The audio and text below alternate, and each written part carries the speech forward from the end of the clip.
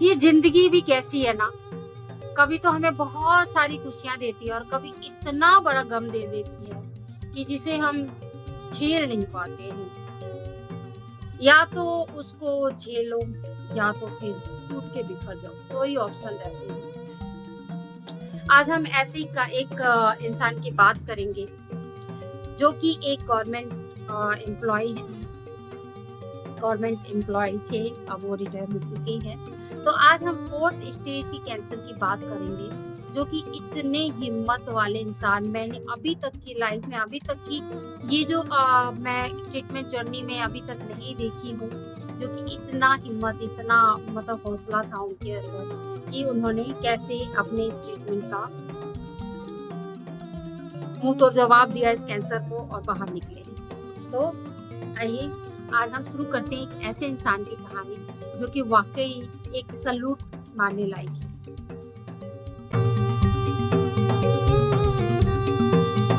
Friend, मेरा नाम है कंचन। मैं एक ब्रेस्ट कैंसर सर्वाइवर हूँ और मुझे 3 साल हो चुके हैं कैंसर ट्रीटमेंट जर्नी को। और मुझे ये 3 साल में 2 बार कैंसर हुआ था। पहला कैंसर मुझे हुआ था ब्रेस्ट कैंसर, जो कि जिसका ट्रीटमेंट कंप्लीट होने के 3 साल के बाद, 3 साल के अंदर ही मुझे फिर से कैंसर हुआ, जो कि गॉल ब्लैडर कैंसर था। अब उसका भी ट्रीटमेंट कंप्लीट करने के बाद अब मैं बिल्कुल ठीक हूँ, नॉर्मल हूँ, आप लोगों के सामने हूँ। तो आज हम ऐसे इंसान की बात करेंगे जो कि बहुत ही हिम्मत से, इतना इंसान, हर इंसान के अंदर इतनी हिम्मत होनी चाहिए जो इनके अंदर थी। एक गवर्नमेंट एम्प्लॉय जिनका एज था उस टाइम पे जब उनका कैंसर हुआ था, जब 58 इयर्स का था। 58 इयर्स एक अपने आप में एक ऐसा एज हो जाता है कि हम मतलब कि 75% लाइफ जी चुके होते हैं। 2 साल बचे थे उनके रिटायरमेंट को और उस रिटायरमेंट के सपने बहुत सजाने लगे। पूरा घर परिवार हर कोई बहुत सारा प्लान करने लग गया था कि रिटायरमेंट में हम ये करेंगे, हम वो करेंगे। और वो खुद खुद बहुत एक्साइटेड थे कि रिटायरमेंट हो जाऊंगा तो मैं अपने लिए जीऊंगा, मैं अब अपने लिए कुछ करूंगा। तो ये सारे सपने लेके बस आगे बढ़ते जा रहे थे। घर में सब खुशियों का माहौल था। एक ऐसा सेलिब्रेट करने वाले थे जिसका इंतजार बहुत दिनों से कर रहे थे सब। बहुत सारे सपने सजाए थे, यहाँ तक कि उन्होंने एक फार्म हाउस भी बुक कर दिया था अपनी वाइफ के साथ अपना टाइम निकालने का, कि मैं यहाँ पे अपनी वाइफ के साथ जो है कुछ टाइम बिताऊंगा और अपने लिए, अपनी खुशी के लिए जीऊंगा। तो बहुत सारे सपनों के साथ आगे बढ़ते जा रहे थे और बहुत तैयारियां होना शुरू हो गया था, क्योंकि 2 ही साल रह गया था रिटायरमेंट को। तो 2 साल के बाद रिटायरमेंट होती, सेलिब्रेशन होता, बहुत सारी चीजें होती, बहुत सारी लिस्ट बनी थी, बहुत डायरिया बनी थी, बहुत सारे प्लान बने थे। लेकिन यहीं पे एक आ जाता है, कहते हैं ना खुशियों पे ग्रहण लगना। तो वो एक ग्रहण लग गया खुशियों पे। उनको कुछ प्रॉब्लम होने लग गई थी, कभी थकान हो जाता था, कभी भूख नहीं लगता था, तो कभी थोड़ा चेस्ट में दर्द होता था। कुछ टाइम तक उन्होंने सोचा कि हो सकता है मेरी एज का डिफेक्ट हो ये, क्योंकि एज 58 इयर्स अच्छा हो जाता है और बहुत ही हेल्दी पर्सन थे वो। तो उन्होंने सोचा हो सकता है मेरी एज की वजह से ये सारी प्रॉब्लम हो रही है। तो ये सोच के उन्होंने थोड़ा-सा इग्नोर किया और अपना जो डेली का रूटीन था उनका, उसे फॉलो करते रहे।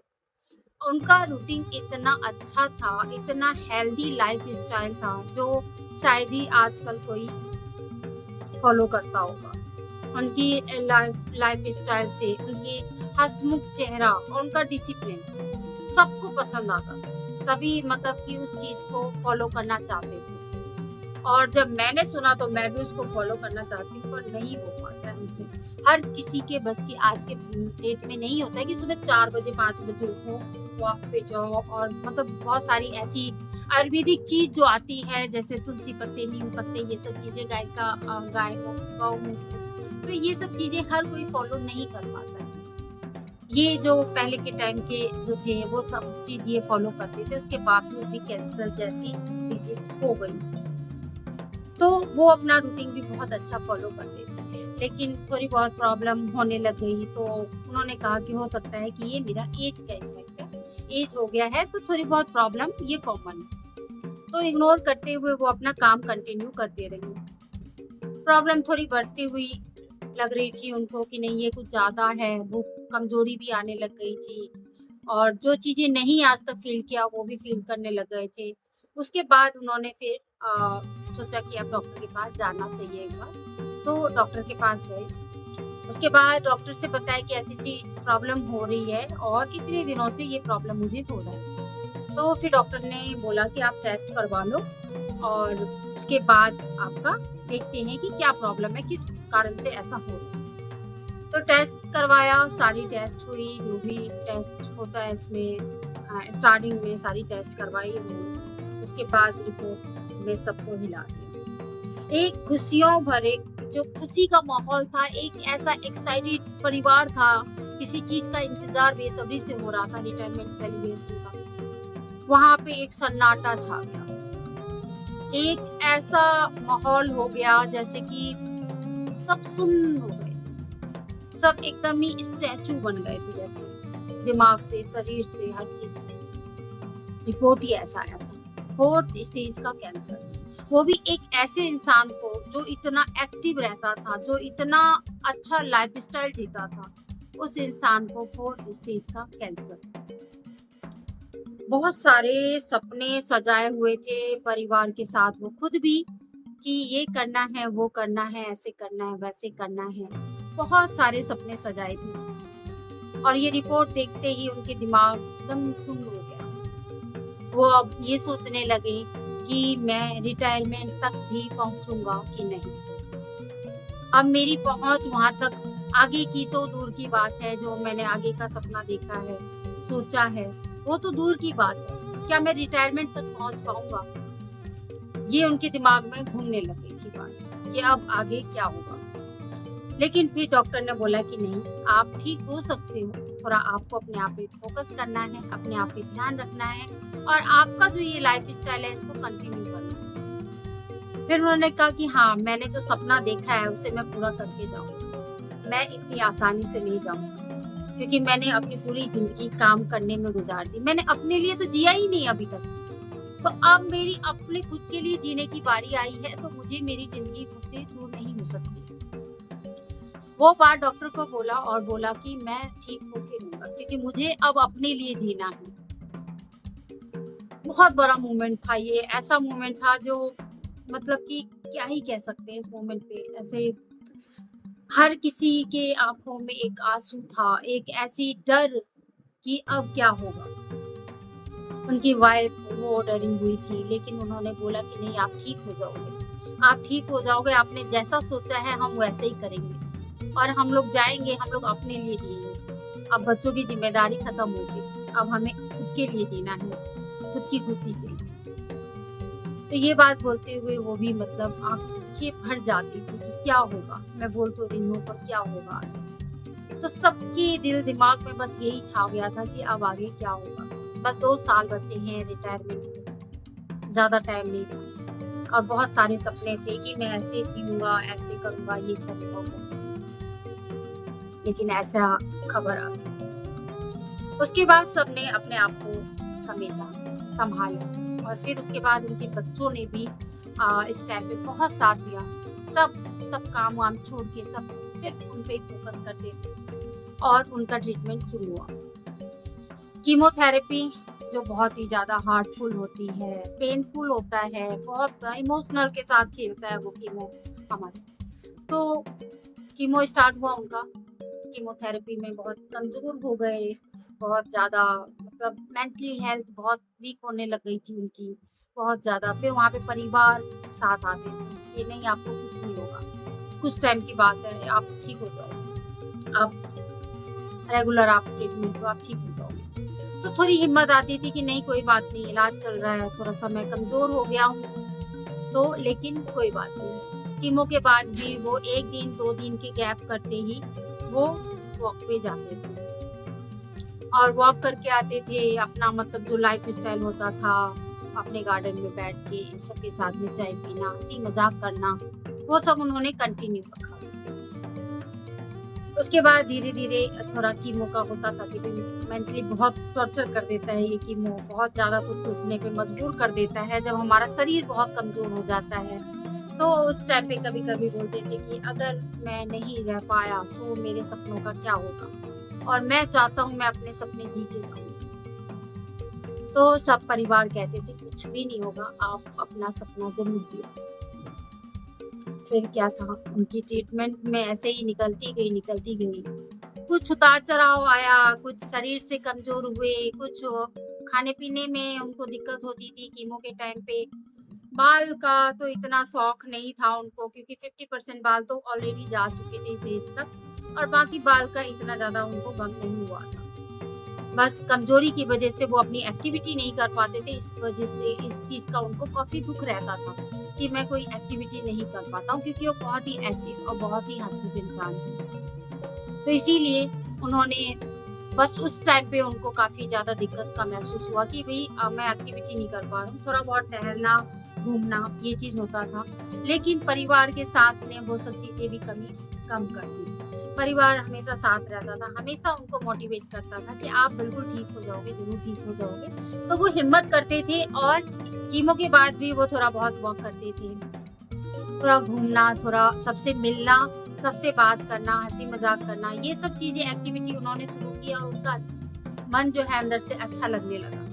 क्योंकि ऐसे टाइम पे अगर हम बिल्कुल अकेले होते हैं तो और ज़्यादा दिमाग खराब होता है और ज़्यादा हमें ऐसा लगता है कि हम अब ठीक नहीं हो सकते हैं। बहुत सारी ख़यालात जो है हमारे दिमाग में आ जाती है ऐसे टाइम पे। तो उन्होंने ये काम बहुत अच्छा किया कि वो घुल-मिल गए सबसे, अपना जो रूटीन था वो फ़ॉलो करने लगे धीरे-धीरे।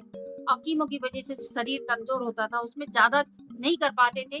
थोड़ा बहुत चलते थे, थक जाते थे, फिर बैठ जाते थे, लेकिन उन्होंने कंटिन्यू अपना जो है रूटीन फ़ॉलो करना शुरू कर दिया। चाहे थोड़ा सही-सही लेकिन करना शुरू कर दिया। 8 महीने 8 महीने का ये ट्रीटमेंट चला उनका, काफ़ी पेनफुल था, लेकिन बहुत अच्छा रिज़ल्ट आया। ये ट्रीटमेंट के बाद उनका जब रिज़ल्ट आया तो सब चौंक गए। डॉक्टर बोले कि आपकी एक्टिविटी की वज़ह से और आपकी जो लाइफ़स्टाइल है उसकी वज़ह से आप ये जीत हासिल की है। उनका जो है रिज़ल्ट बहुत अच्छा आया, जब टेस्ट हुआ, रिपोर्ट आई, तो रिपोर्ट बहुत अच्छा आया। 4th स्टेज का कैंसर, वो भी 58 इयर्स ओल्ड इंसान ने हरा दिया, तो बहुत बड़ी बात थी। तो जैसे ही रिपोर्ट आया, जैसे ही डॉक्टर ने उनसे बोला कि आप बिल्कुल ठीक हो, आपको कोई प्रॉब्लम नहीं है और आपने खुद को ठीक किया है। हमने तो सिर्फ दवाई दी है, आपने खुद को ठीक किया है। तो ये बात सुनते ही उनकी आँखों से आँसू छलक गया, लेकिन ये खुशी का आँसू था। उन्होंने कहा कि मैं अपनी जो अपने लिए सपने संजोए हैं जीने के लिए, वो अब मैं जी के जाऊँगा। चाहे कुछ भी हो, मैं अपनी जो इतने सारे उम्मीद, सपने, इतना वो ऐसे कैसे छोड़ के चला जाऊँ? नहीं जा सकता। इतना खुश हुए हर कोई। फिर उसके बाद फिर कुछ टाइम के बाद में उनका रिटायरमेंट का आ ही गया। 1 साल और उन्होंने काम किया, कंटिन्यू फ़ॉलो अप पे रहे, काम करते रहे और अपनी लाइफ़स्टाइल को और भी ज़्यादा स्ट्रॉन्ग बना लिया उन्होंने। एक हेल्दी स्ट्रॉन्ग तो पहले से ही था उनका और उसके बाद जब ये कैंसर ट्रीटमेंट के बाद बाहर निकले तो और भी ज़्यादा स्ट्रॉन्ग और बना लिया। लेकिन उनकी एक्टिविटी, उनका हँसमुख चेहरा और उनका जो था लाइफ़स्टाइल वो उनके लिए बहुत रामबाण था। तो उसके बाद फिर रिटायर हुए, रिटायर होने के बाद वह पार्टी-शार्टी जो उन्होंने सोची थी, जो उन्होंने डायरी में लिखी थी कि मैं पार्टी करूँगा और मैं ऐसे-ऐसे जीऊँगा, जो भी मैं करूँगा रिटायरमेंट के बाद, उसका उन्होंने एक डायरी लिख रखा था। वो डायरी के हिसाब से वो सारा चीज़ करना उन्होंने शुरू कर दिया कि भई मुझे अपनी लाइफ़ जीनी है, वो भी बहुत अच्छे से जीनी है। तो अगर अंदर से हौसला होना तो हम कुछ भी कर सकते हैं। वो अंदर से हमें खुद करना पड़ता है। किसी को भी अगर कोई कैंसर-वैंसर हो जाता है या कोई प्रॉब्लम ऐसी आ जाती है ना, तो कोई और नहीं करता है कुछ। हमें खुद करना पड़ता है उसके लिए। चाहे वो कितनी बड़ी प्रॉब्लम भी हो, अगर हम चाहें ना तो उस प्रॉब्लम से ऐसे चुटकियों में निकल सकते हैं। अगर हम हार गए, हमने खुद को ही हरा दिया कि नहीं हो पाएगा हमसे, तो फिर वो सही में नहीं हो पाता। इसीलिए ये इनसे ये सीख मिलती है कि कभी हिम्मत नहीं हारना चाहिए। दूसरा, अपना लाइफ़स्टाइल इतना हेल्दी रखो, इतना स्ट्रॉन्ग रखो कि आपको कोई प्रॉब्लम चोट ना पहुँचा पाए। तो उनको प्रॉब्लम आई तो ज़रूर, लेकिन नुकसान नहीं पहुँचा पाई। उनको नई ज़िंदगी फिर से मिली और उन्होंने अपने सपने जो देखे थे वो पूरा किया उन्होंने। तो आई होप आज का ये वीडियो आप लोगों के लिए बहुत यूज़फुल होगा और बहुत मोटिवेशनल होगा। तो पसंद आया होगा और आप लोग अपनी भी कुछ राय कमेंट में ज़रूर लिखिए कि इस स्टेज में लोगों को क्या करना चाहिए। अपना राय ज़रूर दें और आप लोगों को वीडियो पसंद आया होगा तो लाइक और सब्सक्राइब ज़रूर करें और शेयर करें उन लोगों को जो काफ़ी डिमोटिवेट हो जाते हैं, ऐसे टाइम पे बहुत ज़्यादा मायूस हो जाते हैं, उदास रहते हैं, डिप्रेशन में चले जाते हैं। उनको ऐसे वीडियोस की बहुत ज़रूरत होती है, तो आप ज़रूर उनके साथ भी ये वीडियो शेयर करें। तो आई होप आप लोगों को ये पसंद आया होगा। पसंद आया है तो लाइक करें, सब्सक्राइब करें और शेयर करें। मुझसे इंस्टाग्राम पे जुड़ने के लिए मेरा इंस्टा आईडी है kanchan.jha.7777। आप लोग इंस्टाग्राम पे भी जुड़ सकते हैं। मैं 2 से 3 दिन लाइव आती हूँ हफ्ते में। मेरा मंडे थर्सडे फिक्स है। मैं 4 बजे लाइव आती हूँ, 4 बजे शाम को पीएम लाइव आती हूँ। आप लोग जरूर जुड़ें और कुछ पूछना है तो जरूर पूछें। तो ऐसी स्टोरी हमेशा सुनने के लिए मुझे सब्सक्राइब करें, बेल आइकन दबाएं ताकि आपके पास में नोटिफिकेशन पहुंच जाए। तो मिलते हैं नेक्स्ट वीडियो के साथ, नेक्स्ट लाइव में और मेरी कॉमेडी वीडियोस में। तब तक के लिए बाय।